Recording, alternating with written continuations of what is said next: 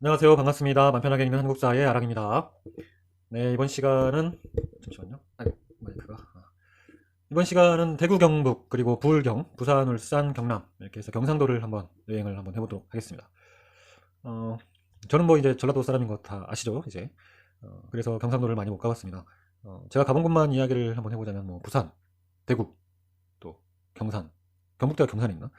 경주, 영덕, 그다음에 사천, 또 진주 가봤고 남해, 고성, 통영, 거제도, 또 산청, 이 정도? 어? 네, 이 정도? 생각보다 많이 가봤네요. 근데, 하여튼, 뭐 근데 지금 일단 가보고 싶은 곳은 안동하고 영주를 가보고 싶고, 그리고 밀양하고 마산, 마산이 없어졌으니까 창원. 하여튼 가보고 싶습니다. 제가 전라도 쪽은 이제 그 뭐야 아들을 데리고 안 가본 곳이 거의 없는 것 같은데, 경상도는 솔직히 좀 가기가 힘들어요. 네. 제가 이제 올 겨울에 연휴 이제 어, 설 연휴가 끝날 때쯤 해서 안동 영주 쪽을 한번 그 아들하고 조카를 데리고 한번 다녀오려고 지금 생각을 하고 있습니다. 경상도는 이 총각 때도 혼자 있을 때도 사실 가기가 힘들었어요. 특히 전라북도에서 경상도를 가는 건 엄청 힘들었어요. 요새는 조금 좋아지긴 했어요. 지금은 이제 그 전주에서 무주까지 고속도로가 나고 또 그 대전 통영 고속도로 나고 그리고 이제 대구 광주 고속도로가 나 있어가지고 지금은 조금 편해졌다고 하는데 옛날에는 진짜 88고속도로 그 딸랑 하나 있어가지고 그때 왕복 2차선이었잖아요. 그래서 총각 때 한번 그 88고속도로 타고 그 대구를 갈 때가 생각이 나네요. 그때 그냥 앞에 뭐 늦게 가는 차가 한 대 있으면 속 뒤집어져. 응? 앞차가 한 80으로 가면 뒤에 차 막 열 몇 대가 막 80으로 가야 돼. 추월 차선이 진짜 없어요. 추월 차선이 거의 없다고 봐도 돼. 근데 지금 이제 88고속도로가 그 차선도 늘어나고 이름도 바뀌었죠. 어, 저는 개인적으로 그 달빛 고속도로가 참 좋았는데 그냥 대구 광주 고속도로죠 아마 그렇게 됐죠. 그 달굿벌 대구의 달과 빛고을 광주의 빛 해가지고 그 달빛 고속도로라는 이름이 아마 선정이 아니고 사람들이 아마 원했던 것 같아. 많이 원했었는데 아무튼 뭐 센스 없이 그렇게 정해졌죠. 지금은 이제 대구 광주 간 속도가 많이 빨라졌습니다. 그래서 이제 대구 광주 서로 간에 교류도 많이 하고 그러고 있죠. 제가 대구 왜 갔냐면요 야구 보러 갔습니다. 제가 야구 좋아하거든요. 삼성 대 기아, 삼성 라이온스 대 기아 타이거즈.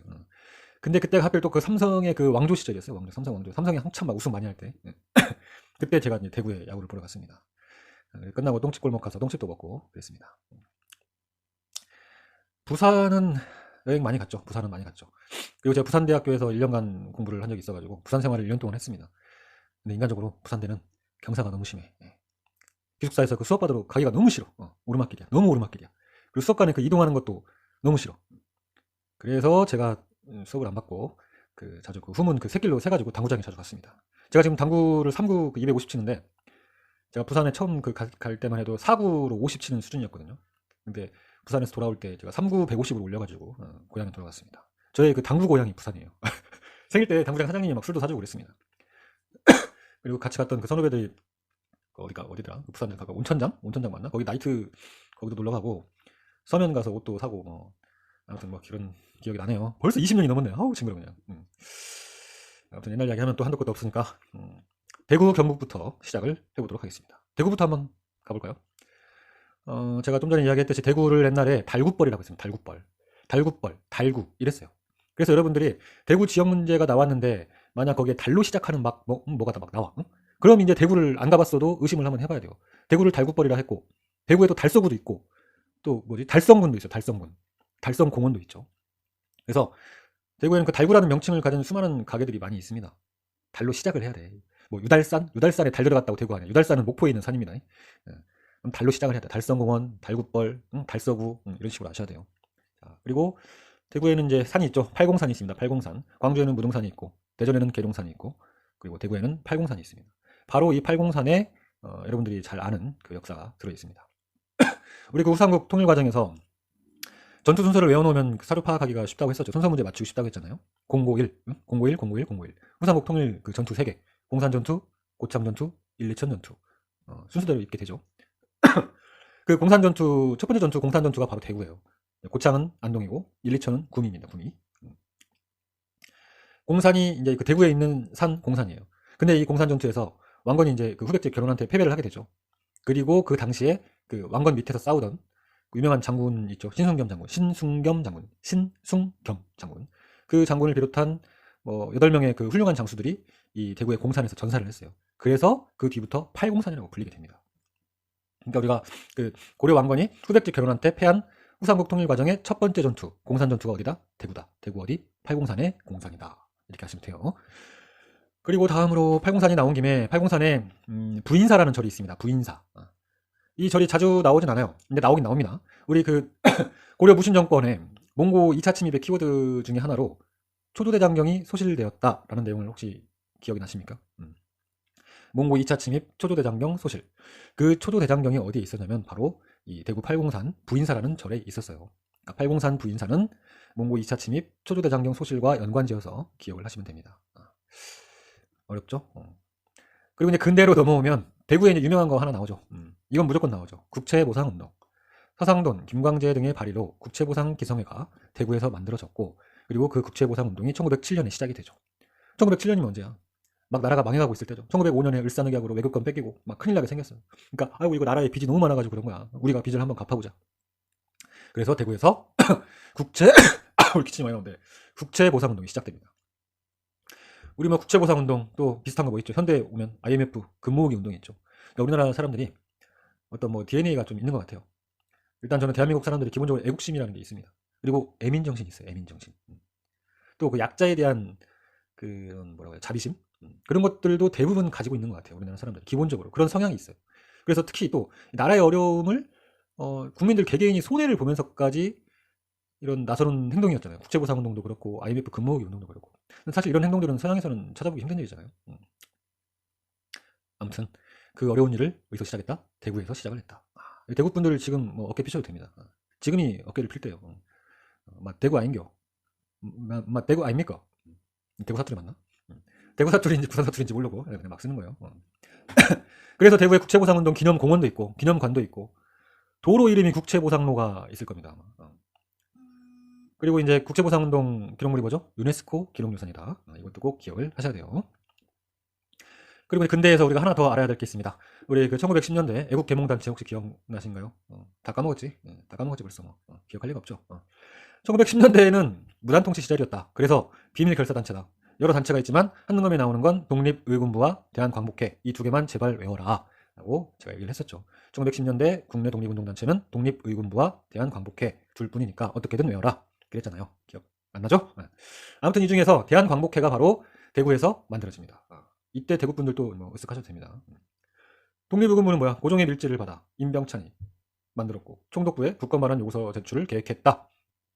그게 독립의군부의 키워드죠. 대한광복회는 공화정체의 국가건설을 지향했고 총사령 박상진의 군대식 조직을 갖추었다.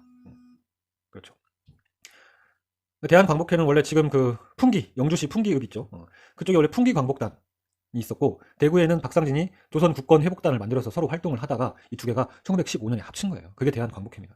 총사령 박상진으로 해가지고 대한광복회가 만들어졌고 그들이 뭐야? 공화정체의 국가건설을 지향했다. 그리고 군대식 조직을 지니고 있었다. 어디다? 바로 대구다.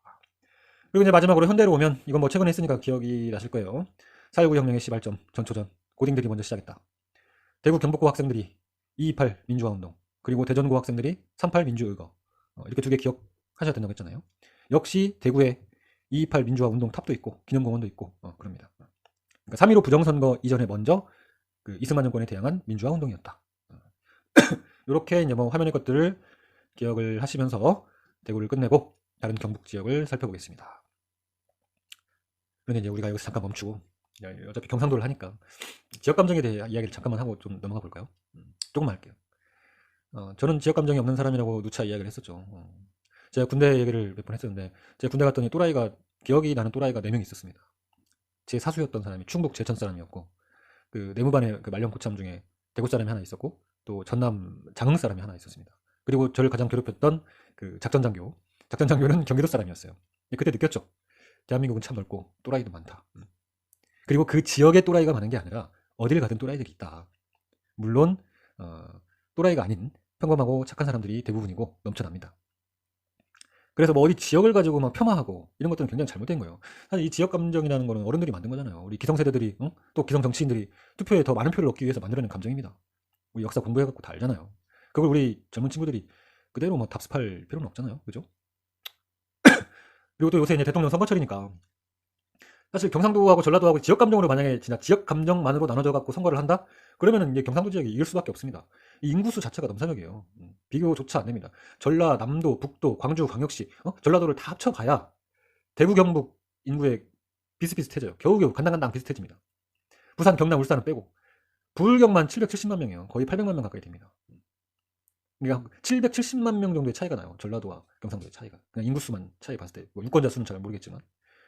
그래서 이쪽 이 호남을 기반으로 하는 그 당에서 계속 이 경상도 출신 대선 후보를 내는 거일 수도 있습니다. 우리 역대 대통령을 한번 볼까요? 박정희가 구미 출신이고, 전두환은 합천 출신이고, 노태우는 대구, 그리고 김영삼 거제도 출신이고, 김대중은 이제 전남 신안이고, 노무현 김해 출신이고, 이명박 포항, 박근혜 구미, 또 지금 뭐 문재인 대통령도 경남 사람이죠. 그러니까 그 초대 대통령 이승만은 이북 사람이고, 황해도 사람인가 아마 그럴 거예요. 그러니까 이승만하고 김대중을 빼면 전부 다 경상도 사람이 대통령을 했어요. 그런데 사실 이제 저 같은 경우는 대통령의 고향은 어디든 상관이 없어. 뭐 전라도 사람이 돼도 되고, 경상도 사람이 대통령이 돼도 되고, 강원도, 제주도, 울릉도 사람이 돼도 상관없다 이거예요. 아, 울릉도도 경상도구나. 아무튼 대통령이 어디 살았는지 그게 뭐가 중요해. 옛날에는 어쨌는지 몰라. 근데 우리들까지 젊은 사람들까지 그러지 말자 이거지. 그 사람이 어떤 정책을 제시하는지, 어떻게 고르게 나라를 균형 있게 발전시켜 나갈지, 국민들에게 어떤 이로운 정책을 펼칠지, 그런 것들을 보자 이겁니다. 아시겠죠?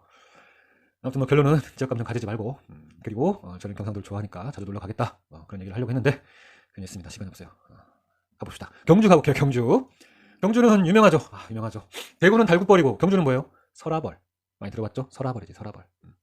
그래서 우리 그 보통 그 신라의 뭐 어떤 문화 같은 거를 보여주는 그런 전시회, 공연 이런 거 하면 무조건 설화벌이라는 말이 들어가요. 뭐 설화벌에 혼이 깃든 뭐 어쩌고 저쩌고, 뭐 천년 어쩌고 저쩌고, 설화벌 어쩌고 저쩌고 막 나오잖아. 경주는 설화벌이다.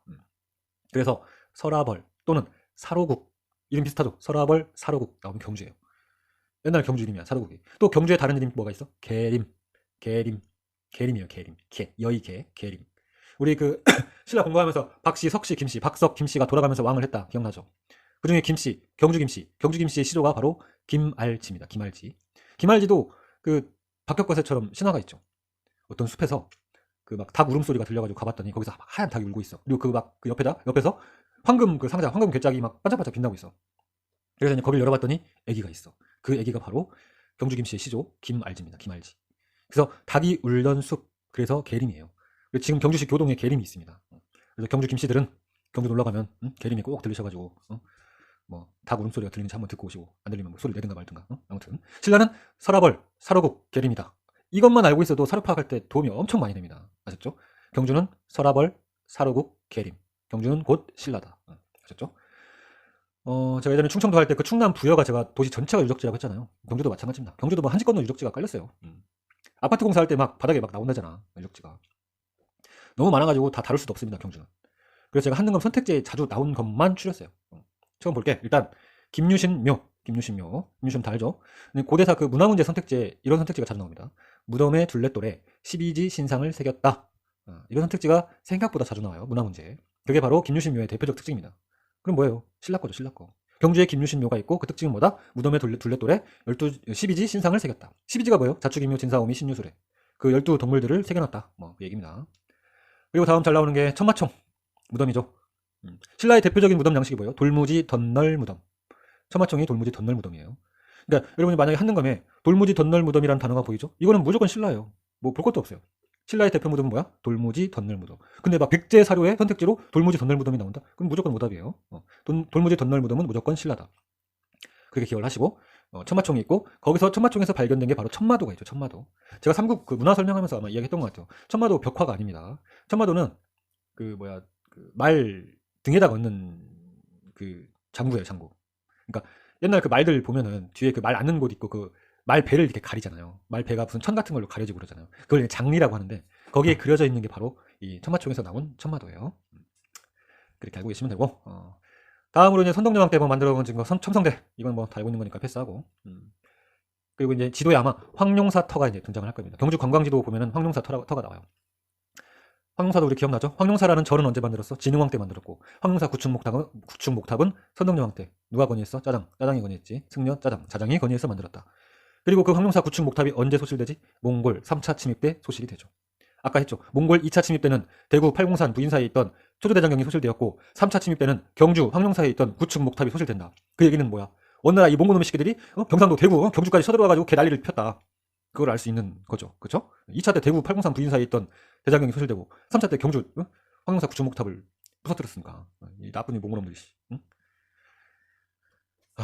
방금 이제 황룡사 구축목탑 했고 일단 경주에 뭐 여러 절들이 있습니다. 근데 일단 지금 얘기하는 이 절 3개는 무조건 외우셔야 되고 시험에 너무너무 잘 나오죠. 방금 했던 황룡사 그리고 분황사 마지막으로 불국사 이 3개.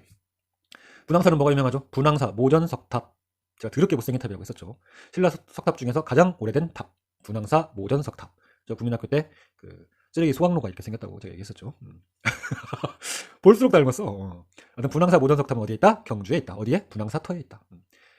이거는 근데 외우기 쉬워요. 너무 특이하게 생겨가지고 신라 탑이다. 그거 외워놓읍시다. 그리고 불국사 이건 뭐 유명하지. 불국사 석굴암 뭐 에밀레종 뭐 경주는 진짜 한도 끝도 없습니다. 또 불국사 안에 석가탑 다보탑 있죠. 이런 건 쉬우니까 여러분들은 만약 역사 여행을 떠나고 싶다 하시는 분들은 무조건 충남 부여 아니면 경북 경주를 영순위로 하고 가시는 걸 제가 추천을 드립니다. 경주는 그냥 돌아다니는 그 대부분의 것들이 다 시험에 나오는 것들이에요. 경주는 뭐 이 정도 하면 될 것 같아요.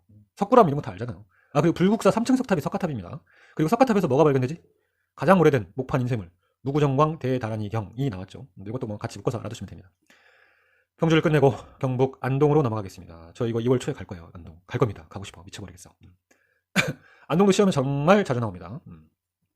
이거 지역 문제로도 나오고 지역 문제로는 좀 드문드문 나오지만 개별 문제로는 정말 많이 나오는 역사가 바로 그 역사의 도시가 경북 안동이죠. 제가 좀 전에 이야기했듯이 그 태조 왕건의 후삼국 통일 과정에서 나오는 전투, 공고1 전투, 공산 고창 1, 2천 전투에서 가운데 고창 전투가 안동이라고 했죠. 이건 뭐 이전에도 얘기했었고 이전 영상에서도 얘기했었고 이건 뭐 이미 외웠을 거라 믿어요.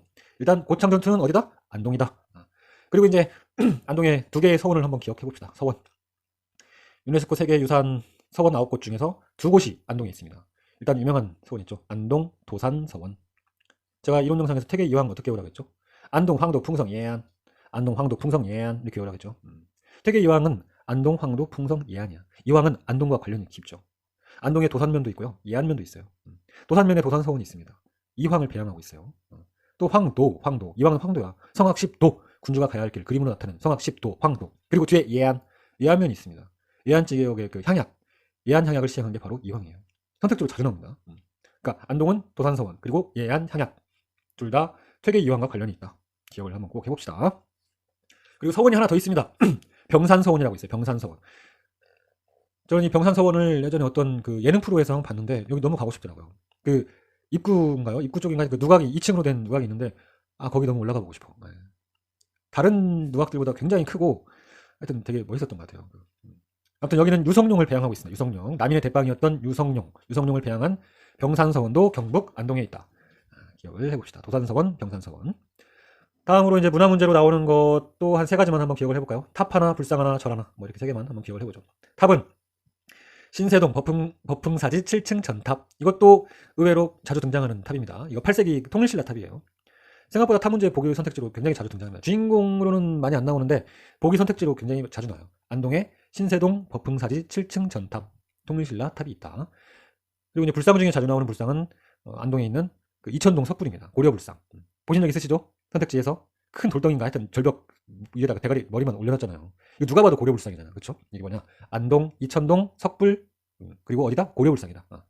기억을 한번 해보시고 그다음에 절도 하나 외워야 돼. 절. 지금 탑 하나, 불상 하나, 절 하나. 안동 봉정사 극락전.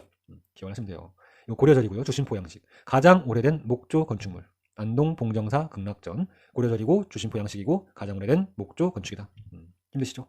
힘들 겁니다. 외워야 돼. 문화재는 어쩔 수 없습니다. 그리고 이제 뭐 안동 하면은 뭐 떠오르는 하회마을, 하회탈 뭐 다 알고 하회마을도 유네스코 유산이에요. 문화유산으로 등재가 되어 있습니다. 하회마을 자체가. 그리고 예전에는 이런 선택지도 나왔었어요. 그러니까 그 고려 공민왕 때 홍건적하고 왜구들이 자주 쳐들어왔다는 거 기억나시죠? 공민왕 때.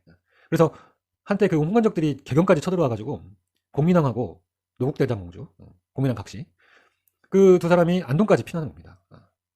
그 당시 피난을 왔다 이런 선택지로 등장을 한 적이 있어요. 안동 문제로 등장을 했었나 하여튼 안동 문제로 등장을 했었던 것 같아요. 공민왕하고 노국대장공주가 홍건적 때문에 안동으로 피난을 왔다.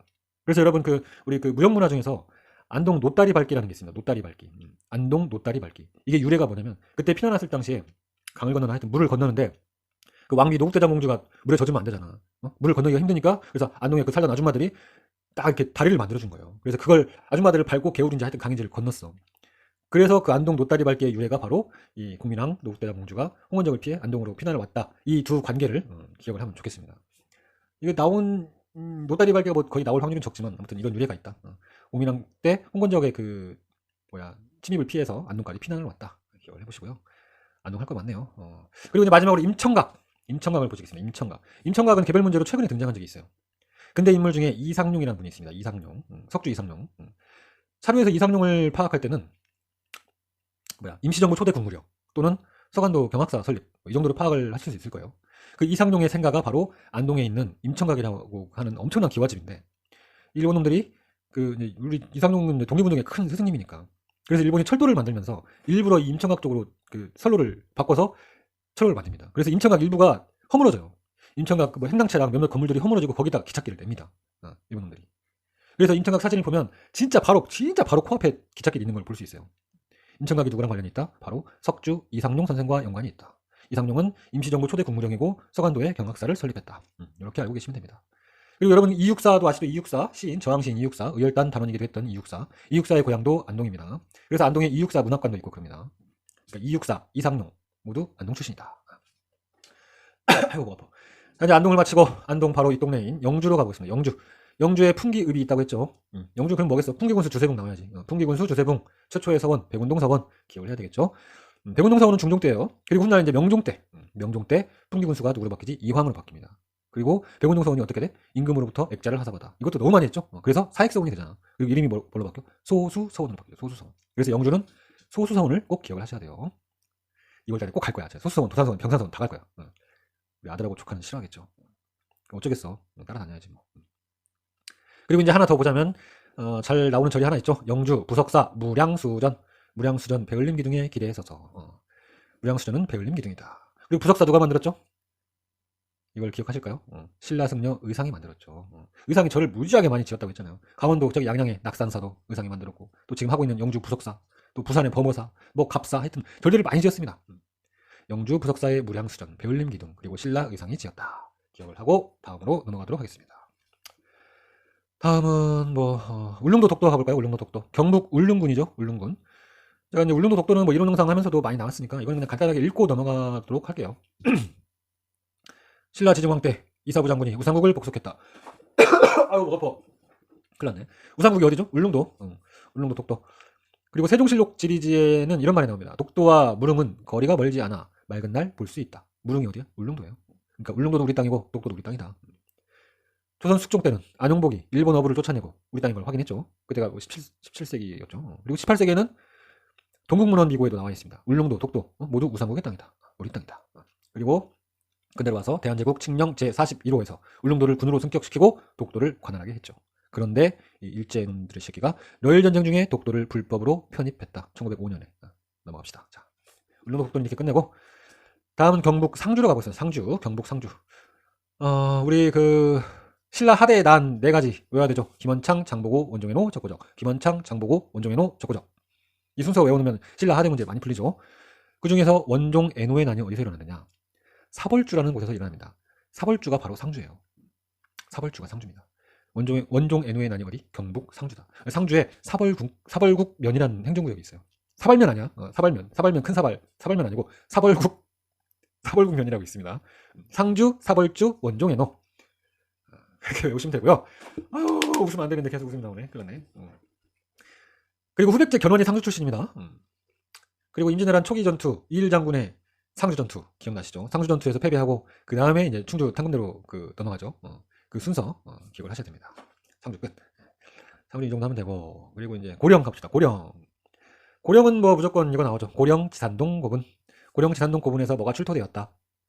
그 나라에 대한 설명으로 만든 것은 바로 이제 가야죠. 가야. 고령은 대가야의 흔적이 있습니다. 대가야. 가야 문화재로 무조건 등장하는 뭐 금동관이라든가 판가봇 요거 다 이거 고령 지산동 고분에서 나온 겁니다. 경북 고령에서. 고령은 그냥 가야. 대가야. 가야 중에서도 대가야. 그래서 가야금도 고령이에요. 고령. 가야금. 우리 그 가야금 하면은 그 우륵이라는 인물을 알죠? 연관해서 알아야 되겠죠. 그래서 우륵 박물관도 있습니다. 고령에. 고령은 대가야다. 그리고 대가야에 지산동 고분군이 있다. 이렇게만 아시면 됩니다. 고령은 대가야. 다음은 군이. 우리 지금 듣는 분들 중에서는 우리나라에 군이라는 곳이 우리나라에 있었나? 그런 분들도 계실 거예요. 경북 안 사는 사람들은 그런 사람이 많을 겁니다. 군위에 인각사라는 절이 있습니다. 인각사. 군위 인각사. 시험에 나온 적이 있고요. 꽤 자주 나옵니다. 군위 인각사. 군위는 무조건 요거 하나예요. 군위 인각사에서 삼국유사를 누가 줬지? 승려 이련이 원 간섭기 때 쓴 책이 삼국유사지. 어디서 썼어? 군위 인각사에서 쓴 겁니다. 군위 인각사, 삼국유사, 이련, 원 간섭기. 딱 이렇게 알아놓으면 딱 좋겠죠. 이제 우리가 삼국유사를 이련이 썼고 그건 원 간섭기다. 이 세 개는 외워놨잖아. 그러면은 앞에 군위 인각사, 경북 군위 인각사 이것만 하나 외우면 되잖아요. 절 유치 문제로 등장한 적이 한 서너 번 있습니다. 이거 딱 하나니까 알아봅시다. 그 다음에 뭐 할까? 포항 가볼까요? 포항은 우리 그 현대사에서 포항제철 뭐 알면 됩니다. 따로 뭐 할 거 없고, 포항제철이라는 회사는 1968년에 만들어졌고 3공화국 때죠. 그리고 이제 포항제철 1기 설비가 완공된 거는 그런 1970년대 73년인가 4년인가 4공화국 그 유신 시절에 1기 설비가 완공이 됩니다. 아무튼 뭐 포항제철이 있든 간에 1기 설비 완공이 든 간에 둘 다 박정희 때예요. 그렇게 기억을 하시면 됩니다. 이명박 대통령 그 고향도 포항이죠. 그 밖에도 뭐 경북에 뭐 문경, 김천, 뭐 울진, 뭐 구미 뭐 많이 있지만 부르경로 해야 되니까 부산, 울산, 경남으로 가보도록 하겠습니다. 부산부터 한번 가볼까요? 부산은 전 친근해요. 우리나라 제2의 도시, 엄청 큰 도시죠. 원래 저 같은 이런 뭐 시골 손놈들은 서울하고 부산 가고 싶어합니다. 다른 곳은 좀 비슷한 시골 느낌인데 그래도 부산 정도는 돼줘야 좀 대도시 느낌 나고 좀 그러잖아. 그런데 저는 부산에 1년 살아봤잖아요. 물론 20년 전이지만 20몇 년 전이야 지금 20년도 넘었네. 막상 부산에 가면 그 대도시 같지 않은 모습들도 곳곳에 있습니다. 모르겠어요. 지금은 어떨지 모르겠지만 분명히 도심 한복판인데 뭔가 시골 느낌 나는 그런 곳들이 있었어요. 지금이 이제 막 더 발전했겠지. 그 뒤로도 제가 한 서너 번 더 갔는데 근데 지금은 바닷가에 막 삐까뻔쩍 하잖아. 막 빌딩들 엄청 큰 거 막 많이 세워지고 호텔들 막 세워지고 그거 야경 사진으로 막 찍어갖고 올리고 그러잖아. 인스타에 올리고 막 그러잖아. 아무튼 그런 느낌들이 있었어요. 지금도 있을 것 같아요. 왠지. 부산에는 또 그게 있어줘야 될 것 같아. 있어줘야 부산 느낌이 날 것 같아. 그리고 또 부산에 대한 그런 좀 약간 막연한 동경 같은 게 있습니다. 친근함도 있고 그 친근함을 느끼게 해준 게 바로 그 친구라는 영화죠. 그 친구라는 영화가 진짜 큰 몫을 했고 저는 그렇게 생각해요. 친구 보고 부산 사람들에 대한 약간 뭐 친근함이 저는 조금 생겼거든요. 그 사투리에 대한 그 막연한 호감이 또 있잖아요. 특히 남자들은 막 경상도 그 여자들이 오빠야 막 하고 오빠야 하나 그런 거에 대한 로망들이 있어요. 전라도 사람도 그러고 서울 경기 사람들도 아마 있을 겁니다. 근데 물론 이제 그 로망이 제가 부산에서 1년만 살면서 다 깨졌습니다. 이 부산 그 여대생들 3명 이상 모이니까 싸우는 소리가 들려. 싸우는 소리. 아이고 저기 쌈났네 하고 막 가까이 가보면 그냥 이야기하고 있어. 다 그렇다는 건 아닙니다. 근데 그런 경험들을 많이 했어요. 여럿이서 모이니까 싸우는 소리가 들리더라고요. 근데 또 개별적으로 이야기해보면 그렇게 사투리가 친근하고 귀엽고 이쁘잖아요. 심지어 남자들 사투리도 귀엽고 이쁘더라고. 외대 사람이라 그런가? 근데 이놈과 하여튼 모이기만 하면 좀 엄청 크고 시끄러워져요. 그거를 제가 잘 못 알아들어서 그럴 수도 있는 것 같아요. 그 사투리를 잘 못 알아들어서. 그러니까 외진이 듣기에 좀 그렇다. 제 느낌을 한번 이야기해봤습니다. 또 쓸데없는 소리 하나. 부산 가봅시다. 자, 부산. 일단 부산은 신석기 유적이 있습니다. 신석기 유적. 부산 동삼동 유적이 있죠. 뭐가 유명하죠? 패총. 부산 동삼동 패총. 조개 패에다가 무덤 총자야. 이거 뭐야? 조개 무덤. 조개더미. 여기서 빗살무늬 토기도 발견되고 여러 신석기 유적들이 발견이 됩니다. 부산 동삼동 패총. 신석기 유적이 있다. 이렇게 기억을 한번 해보시고 다음으로 이제 뭐 쭉 넘어와서 조선시대 우리 임진왜란 가장 첫 번째 전투가 뭐죠? 부산포의 정발장군 또 동래성의 송상현 기억을 해야 되겠죠? 우리가 그 한국사 공부하면서 부산 하면 엮어가지고 자동으로 튀어나와야 되는 그 지명들이 있어요. 아까 제가 경주를 설화벌, 사로국, 계림 이 세 개를 또 기억하라고 했었잖아요. 그죠? 부산은 지역명을 기억해 주시면 좋습니다. 뭐뭐 해야 돼? 대표적으로 동래, 영도, 초량. 부산에 안 살아본 사람들은 모를 수도 있어요. 부산 사람들은 익숙하겠죠. 동래, 영도, 초량 익숙할 거야. 근데 다른 분들은 익숙하지 않을 수 있어요. 근데 동래, 영도, 초량 이 세 개 알면요. 한국사 지역 문제 풀 때 또는 뭐 부산 관련된 문제 풀 때 굉장히 유용합니다. 동래 부산 지명이에요. 동래라서 아까 동래성 홍상현이 있는 것이고 조선 후기 부산 그 거상이 뭐야? 동래의 내자를 따가지고 내상이에요. 내상. 영도 역시 부산의 지역입니다. 우리 그 러시아 저령도 조차 요구를 독립협회가 막아내잖아요. 그 저령도 영도가 부산입니다. 영도 아빠다. 부산 영도 딸이. 응? 다음으로 초량. 부산에 역시 초량이라는 지명이 있어요. 우리 초량 여관을 통해서 무역을 했잖아. 기억이 나죠? 부산에 초량동도 있고 초량역도 있습니다. 여러분 경부선이 러일전쟁 때 만들어지죠. 경부선이 서울하고 부산을 잇는 기차가 경부선이지. 서울 영등포역하고 부산에 초량역을 잇는 열차가 당시 경부선이에요. 그러니까 부산 하면은 동래, 영도, 초량. 일단 이 세 개라도 확실히 알아놓으면 내용을 잘 몰라도 동래? 부산이네. 영도? 부산이네. 초량? 부산이지. 이렇게 알 수 있다는 얘기입니다. 아셨죠? 뭔 얘기가 있지? 부산포 정발. 그리고 동래성 송상현 임진왜란 전투. 우리 그 부산의 정발장군을 기리는 정공단이라는 곳이 있는데 그게 부산 지역 문제로 정말 가장 최근에 나왔죠. 그 기억을 한번 해보시고 초량회관도 얘기했고 또 동래상인 내상도 얘기했고 또 우리 그 세종 때 삼포 개항하죠. 부산포 부산, 제포 진해, 연포 울산 이 3포 개항 중에 하나에 부산이 포함이 된다. 소설은 넘어가고 근대로 가봅시다. 근대. 근대로 와서 또 개항을 하죠. 언제? 우리 최초의 불평등조약, 강화도조약. 강화도조약 최초의 개항장이 어디야? 부산이죠. 이건 쉬우니까 뭐 다 아실 거고. 그 다음에 중국 단둥에 이육량행이 있고 부산에는 백산상회가 있다. 이 둘의 공통점이 뭐야? 임시정부의 교통국 역할을 했다. 몰래 해야 됐기 때문에 회사의 형태를 띠고 있다. 중국 단둥에서 아일랜드인 조지쇼가 이육량행을 운영했고 부산에서는 안희재가 백산상회를 운영하며 임시정부 교통국 역할을 했다. 말이 좀 빨라지네 또. 안희재의 호가 백산입니다. 부산에 백산 기념관도 있고 부산 백산상회가 임시정부의 교통국 역할을 했다. 기억하셔야 됩니다.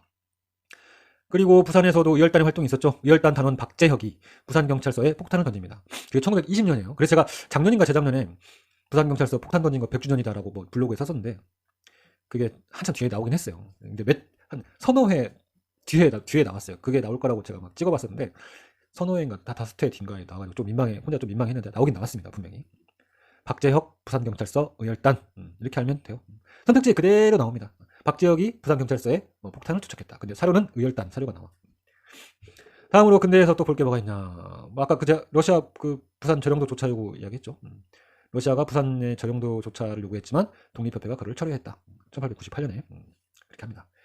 그리고 이제 현대로 가봅시다. 현대는 뭐 6.25 전쟁 때 부산이 임시 수도였죠.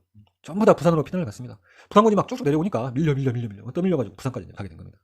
부산이 임시 수도가 되었고 그리고 또 뭐 알아야 되죠? 1952년 전쟁 중에 부산 정치파동이 일어나고 야당 국회의원 끌려가고 무슨 일이 일어났죠?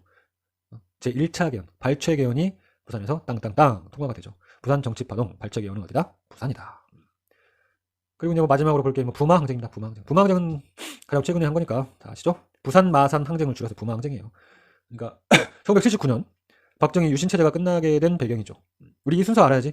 1979년에 이 사건들 YH 무역 사건 그리고 그 사건으로 김영삼이 국회에서 제명되고 그리고 부마항쟁이 일어나고 그리고 12.6 사태 박정희가 죽고 그리고 유신이 끝나죠. 이 순서를 기억해야죠. YH 무역 사건 야당 총재 김영삼이 국회에서 제명됐다. 그리고 부마항쟁 그리고 12.6 사태. 부산은 뭐 여기까지 하면 될 것 같습니다. 부산은 사실 볼 거 참 많죠. 해운대도 있고 광안리도 있고 송도 해수욕장 부산 살면서 다 가본 것 같아요. 지하철 타고 가기도 하고 버스 타고 가기도 하고 그랬던 것 같아요. 학생 때. 여러분 그 해운대라는 명칭은 누가 만들었냐면 최치원이 만든 겁니다. 신라 최고의 천재. 하지만 그 육두품 출신이라 한계가 있어. 그래서 그 벼슬을 버리고 전국을 떠돌다가 부산에 옵니다. 부산 해운대 왔는데 진짜 겁나 멋있는 거야. 바다, 구름, 막 산과 다리 막 조화로운 곳이야. 그래서 바다, 해, 구름은 해서 해운대 이렇게 최치원이 이름을 만든 거예요. 그리고 이제 뭐 태종대도 있고 동백섬도 있고 자갈치시장 뭐 있고 용궁사. 저는 부산 용궁사도 한 3번 가봤는데 용궁사 너무 멋져요. 정말 멋진 절이에요. 바다하고 이 절이 진짜 절묘하게 잘 조화된 곳이 그 부산에는 용궁사라는 절입니다. 절 싫어하는 분들도 용궁사 가면은 와 멋있다 이런 말 나올 수 있을 만한 절이에요. 저는 그렇게 생각해요. 많이 놀러 갑시다. 코로나 풀리면 와이프랑 같이 부산 얘기 됐고 놀러 가기로 했어요. 부산 끝. 자, 울산광역시로 가보겠습니다. 울산광역시. 울산도 뭐 선사시대를 먼저 가봐야 됩니다. 제일 유명한 게 울산 반구대 암각화입니다. 이거는 한능검에도 나오고 공무원 시험에도 자주 나와요. 청동기부터 철기까지 선사시대 그림들이 어디에 그려져 있지? 바위 절벽에 그려져 있죠. 울산 반구대 암각화 기억을 하시고요. 그리고 아마 이런 선택지 보신 적 있을 겁니다.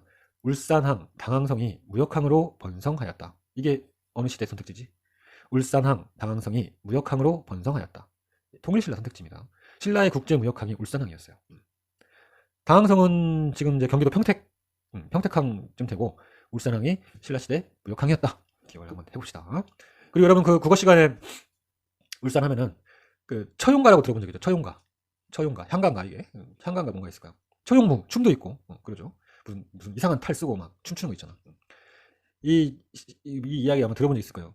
신라시대 그 처용이라는 사람이 술 먹고 이제 밤늦게 들어가가지고 방문을 딱 열었어. 근데 이불이 깔려있어. 근데 발이 4개가 있는 거야, 발이. 자기 각시발 2개만 있어야 되는데 발이 4개야. 그래서 노래를 부르지. 야, 저거 발 2개는 원래 내 건데 4개가 있네? 원래 내 건데 뺏긴 걸 어떡해. 뭐, 어쩔 수 없지. 뭐, 대충 이런 내용입니다. 근데 이게 그 발 2개가 그 귀신, 역신이라고 하죠. 처용 각시를 하여튼 겁탈을 했는지 아무튼 그런 거겠지. 그런데 처용이 이제 이렇게 그냥 포기를 한 거야. 포기를 했다기보다 뭐라고 해야 되냐. 뭐, 배포가 크다고 해야 되나?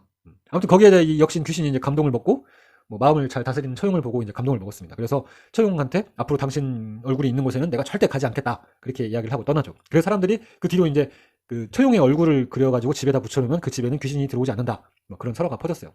그 처용 설화의 배경이 울산입니다. 그리고 처용의 얼굴이 이렇게 생겼어요. 우리나라 사람 같이 안 생겼잖아. 외국 사람 같이 생겼잖아. 이 이슬람 상이라는 그런 얘기도 있습니다. 근데 우리가 지금 방금 배웠지. 울산항이 뭐라? 국제무역항이었다니까. 그러니까 충분히 가능성이 있는 얘기지. 외국인이 들어와가지고 여기 거기에 살았는데 이런 일이 있었을 수도 있고. 그리고 외국 사람 얼굴이 너무 특이하게 생기니까 이런 얘기를 만들어냈을 수도 있고. 그죠? 하여튼 울산에 뭐 처용과 관련된 그런 곳들이 많이 있습니다. 처용이 들어간 간판도 많이 있고요. 저는 울산 딱 한 번 가봤어요. 예전에 다른 직장에 있을 때 하여튼 무슨 뭐 시상식 같은 거 할 때 제가 울산에 있는 어떤 호텔에 한 번 간 적이 있습니다. 근데 진짜 그냥 차만 타고 왔다 갔다 해가지고 전라북도 전주에서 울산까지 가는 게 얼마나 힘든지 아세요? 5시간 걸려서 갔나? 하여튼 엄청 오래 걸려서 갔습니다.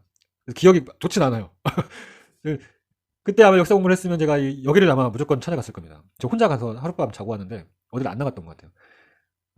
울산 앞바다에 신라 문무왕의 무덤이 있습니다. 무덤이 어디 있지? 바다에 있어요. 어떻게 바다에 있어? 수중릉입니다. 수중릉. 대왕암이라고 하는 바위가 있고요. 거기가 바로 그 삼국을 통일한 신라 문무왕의 무덤입니다. 대왕암. 그리고 문무대왕릉이라고도 하죠. 울산에 있습니다. 이건 지도에 무조건 나오겠지. 만약에 울산이 지역 문제로 나온다면. 그 다음에 고려 무신정권으로 넘어가면 우리 무신정권은 집권자와 난을 이어가지고 연결해서 알고 있어야 되죠. 이의방 때는 뭐야? 김보당의 난, 조이총의 난이고, 정중부 때는 공주의 명학소, 망이 망소의 난이고, 경대성은 전주 축동 관노비의 난이고, 그 다음 이의민 때 김삼이 호심의 난, 최충원 때 만적의 난. 이렇게 알고 있으면 되죠. 근데 이 중에서 이의민 때 일어난 김삼이 호심의 난이 있는데 성격이 뭐야? 신라 부흥운동의 성격을 띠고 있죠. 이 효심의 난이 바로 울산에서 일어난 난입니다. 경주 바로 옆이잖아. 경주 바로 위에잖아. 그러니까 신라 부흥운동이니까 경주 근처에서 일어난 난이에요. 고려 무신정권 이의민 효심의 난이 바로 울산 초전에서 일어난 난이다. 이렇게 기억을 한번 해봅시다. 저는 이렇게 한번 그냥 얘기하고 넘어가지만 여러분들은 외워야 되잖아요. 그래서 참 안타깝습니다. 아무튼 현대로 넘어오면 우리 박정희 상공화국 업적 중에서 울산 공업단지 조성, 또 울산 정유공장 만든 거 혹시 기억하시나요? 근데 경상도 하다 보니까 포항제철, 울산 공업단지, 또 마산 수출 자유지역, 경부고속도로. 다시 한번 경상도에서 박정희가 왜 인기 있는 대통령인지 알 것 같아요. 나라도 좋아하겠어. 나라도 이쪽에다가 막 공업단지 만들어주고 막 정유공장에다가 막 포항제철에다가 막 수출 자유지역, 경부고속도로 막 빵빵빵 뚫어주면 훌륭한 대통령이지. 마음을 제가 충분히 이해를 한번 해보도록 하겠습니다. 자, 이제 울산을 마치고 진주로 넘어갑시다. 진주는 정말 시험에 자주 나오죠. 너무 많이 나와. 그리고 또 워낙 많이 했습니다. 일단 뭐 진주에 가시면 진주성을 가셔야죠. 진주성. 거기에 촉성로도 있고 또 그 논개가 뛰어내린 의암이라는 바위도 있고요. 또 임진왜란 그 김시민 동상도 있습니다. 당연히 우린 임진왜란 진주성 전투를 기억을 첫 번째로 해야 되고 그 다음 기억할 게 뭐야? 진주밀란 1862년 기억해야죠. 탐관오리 백낙신을 기억해야 되고 몰락한 양반 유계춘을 중심으로 진주밀란이 일어나고 그리고 이제 근대로 들어오면 백정들 형평운동이 진주에서 일어납니다. 1923년에 조선 형평사를 만들어서 백정들이 불평등에서 벗어나기 위해서 1920년대에 형평운동을 벌인다. 뭐 이거 이 세 가지는 시험이 너무 많이 나오기 때문에 뭐 무조건 나와요. 꼭 기억을 하셔야 됩니다. 이거 뭐 이론 영상에서도 많이 이야기한 거라서 넘어갈게요. 그리고 이제 진주를 한 가지 추가로 제가 이야기를 하자면 예전 하는 겁니다. 정말 예전 하는 거면 이 내용도 나왔어요. 우리 그 무신정권 최충원이 나라에서 시급과 농장을 받은 지역이 진주입니다. 그게 나온 적이 사료로 나온 적이 있습니다. 사료로. 최충원이 고려 무신정권 최충원이 나라에서 시급하고 농장을 받았는데 그 지역이 어디야? 진주다. 이건 뭐 기억이 날려나? 아무튼 외워볼 사람은 외워보시고. 자, 이제 밀양으로 가봅시다. 밀양. 몇 시야? 엄청 길어졌을 것 같은데 지금? 큰일 났다 진짜. 아이고 큰일 났다. 빨리 해야 되겠다. 자, 밀양으로 가봅시다. 밀양. 제가 밀양 가보고 싶다고 얘기했었죠. 밀양은 그냥 의열단입니다. 의열단. 밀양이 지역 문제로 나오면 무조건 의열단 관련해서 나올 겁니다. 의열단 단장 김원봉의 고향이 밀양이고요. 김원봉이랑 친구였던 윤세주라는 사람이 있어요. 윤세주는 좀 생소하죠? 근데 이 윤세주라는 사람이 김원봉이랑 같이 의열단도 만들었고요. 김원봉이랑 같이 조선민족혁명당도 만들고, 김원봉이랑 같이 조선의용대, 다 윤세주랑 같이 한 겁니다. 어렸을 때부터 친구였어요.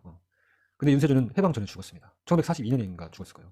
그래서 윤세주는 대한민국 건국 훈장도 받고 그랬습니다. 아셨죠? 밀양은 그냥 의열단이야. 그리고 최수봉이라는 의열단 단원도 있습니다. 최수봉은 뭐야? 1920년 밀양경찰서 폭탄 투척. 의열단 최수봉의 활동이다. 밀양경찰서. 여러분 제가 조만간 그 영화 속 그 대사를 통해서 한국사를 찾아보는 그런 영상을 만들 계획을 지금 세우고 있거든요. 영화 속의 대사들을 곱씹어가지고 끄집어내가지고 거기서 한국사를 우리가 알만한 쉬운 한국사, 제 수준이 그 정도 한능검 수준으로. 근데 영화를 보다 보면 미처 듣지 못하고 넘어가는 그런 부분들 제가 한번 끄집어내보려고 한번 하거든요. 그래서 그 첫 번째 영화로 제가 암살이라는 영화를 한번 해보려고 해요. 그래서 암살을 제가 그저께 한번 더 봤습니다. 한번 더 보려고요. 거기에 조승우와 김원봉으로 나오잖아요. 그리고 방금 이야기한 최수봉도 언급을 합니다.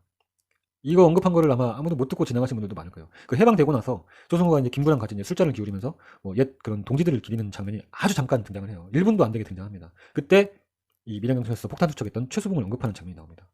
최수봉이라는 이름이 등장을 해요. 밀양은 뭐다? 의열단이다. 다음은 이제 거제 통영 볼까요? 거제도는 6.25 때 포로 수용소가 있습니다. 그리고 뭐 김영삼 고향이 거제도죠. 끝. 끝이에요. 거제도 가시면 포로 수용소 꼭 가보세요.